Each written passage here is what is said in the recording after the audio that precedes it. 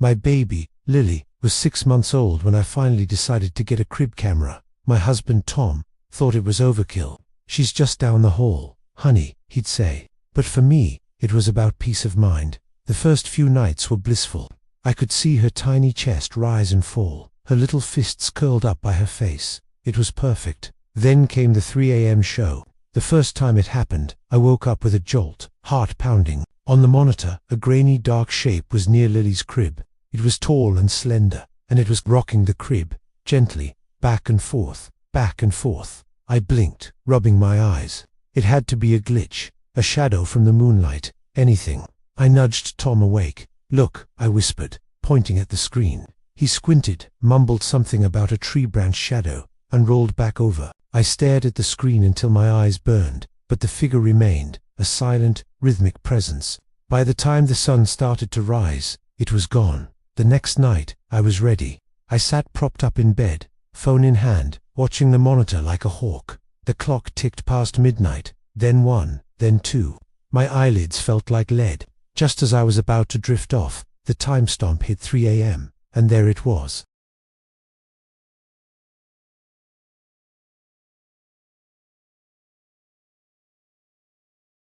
My breath caught in my throat. It wasn't a shadow. It was too solid, too deliberate. A faint, melodic humming drifted from the monitor's speaker, a tune I didn't recognize. It sounded like a lullaby, but warped and distant, like an old music box winding down.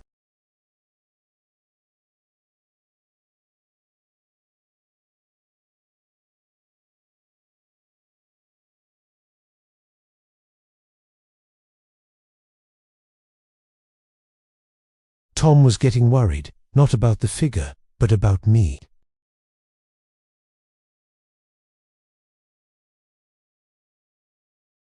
"Let's call the company tomorrow," he'd say, trying to be reasonable. But I knew what I was seeing. The night I finally believed, truly believed, was the night it looked at me. It was 3:15 a.m. The figure had been rocking the crib for its usual 15 minutes. I was watching, paralyzed, when it stopped. The rocking ceased. The humming faded, and then, slowly, agonizingly, the dark shape turned its head. It faced the camera directly. I couldn't see a face, just a deeper void where a face should be, but I felt its gaze. It was looking right at me, through the lens, through the screen, into my soul. A scream tore from my throat. Tom shot up in bed as I scrambled for the light, my hands shaking so badly I could barely find the switch. When the room flooded with light, I looked at the monitor. The crib was empty of any presence. Lily was sleeping peacefully. That was it. I couldn't pretend anymore. The next morning, while Tom was at work and Lily was napping, I started my own investigation.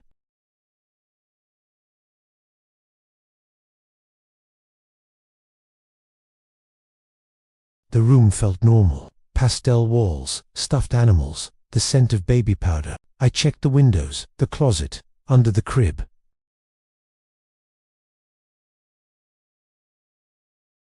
But then, as I was about to give up, I noticed a loose floorboard under the rug near the rocking chair. Curiosity overriding my fear, I pried it up. Underneath was a small, dusty wooden box.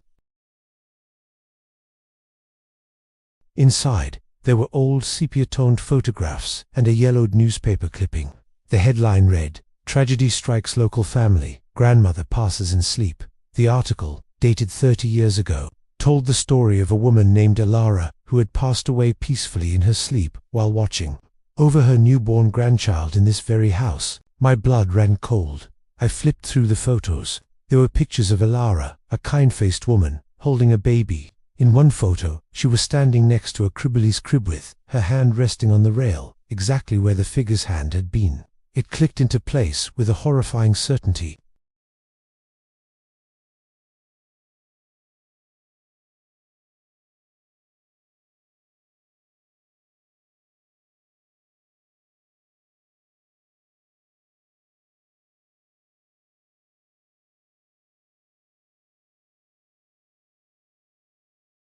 This was a ghost who had latched onto my daughter.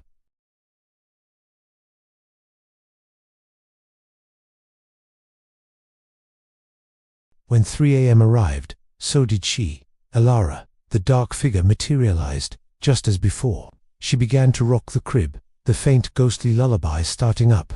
I watched, my fear battling with a strange, new emotion, pity, understanding.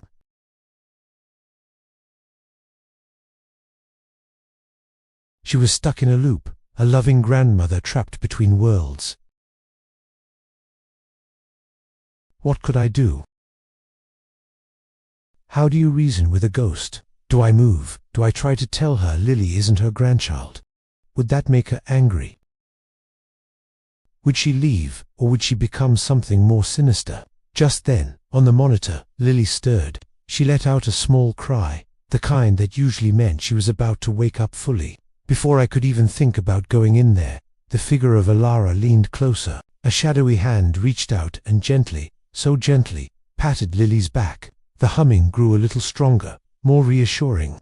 Lily settled immediately, her cries softening back into quiet, rhythmic breaths, and that's when I saw it. The thing that has kept me awake every night since. As Alara's form leaned over the crib, her shadow shifted on the wall behind her. But it wasn't her shadow. It was larger, distorted, with long, grasping fingers and a shape that wasn't human at all. Alara was rocking the crib, soothing my baby, but this other, darker shadow on the wall seemed to be reaching for Lily, almost trying to pull her in. Is Alara protecting my daughter from whatever that thing is?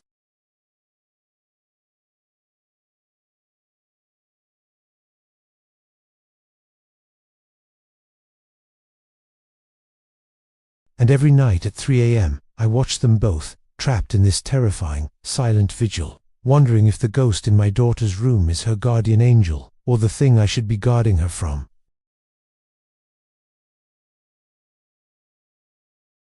And don't forget to subscribe for more chilling stories. Stay safe.